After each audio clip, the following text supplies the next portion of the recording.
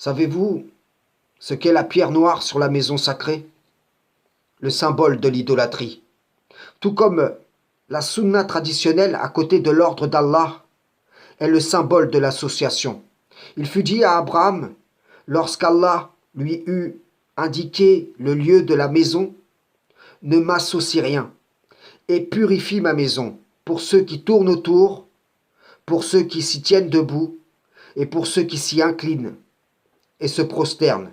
Comme il fut dit au prophète Muhammad, suis la religion d'Abraham, qui était vouée exclusivement à Allah et n'était point du nombre des associateurs. Il y a manifestement un fossé immense entre ce que vous prétendez et votre position, votre condition réelle. Pensez-vous qu'Abraham ou Muhammad, qui fut du nombre de ceux qui étaient dignes de s'en réclamer, aurait donné foi aux fables qui légitiment à vos yeux la pierre noire? Moi je vous dis qu'ils observeraient Lévitique 26, verset 1. Ne vous fabriquez pas de faux dieux, n'élevez pas d'idoles ou de pierres dressées, ne placez pas dans votre pays de pierres ornées pour les adorer. En effet, je suis le Seigneur, votre Dieu. Cette pierre, pour ne citer qu'elle, corrompt le lieu saint, comme la tradition humaine corrompt le culte pur. Et les gens du livre se disent à cause de vous, les gens du Coran adorent une idole. D'autres encore qui acceptent une partie du Coran disent, je ne puis me tourner vers un lieu d'idolâtrie.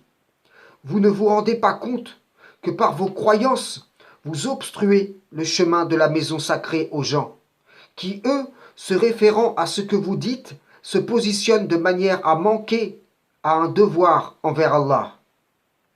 En se refusant de visiter la maison où Abraham s'est tenu debout, vous avez remplacé la foi aux parts antérieures de l'écriture prescrite dans le Coran par une tradition humaine.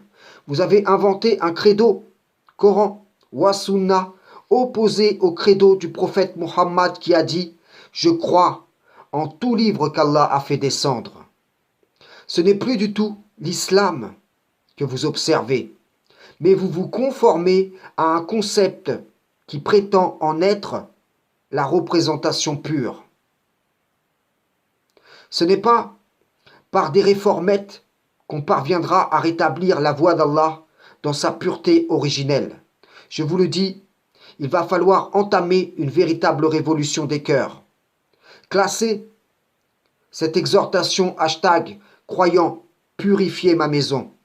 Suivez la voie d'Abraham et écartez-vous de tout ce qui vous en détourne. Frères et sœurs en islam, salam, shalom.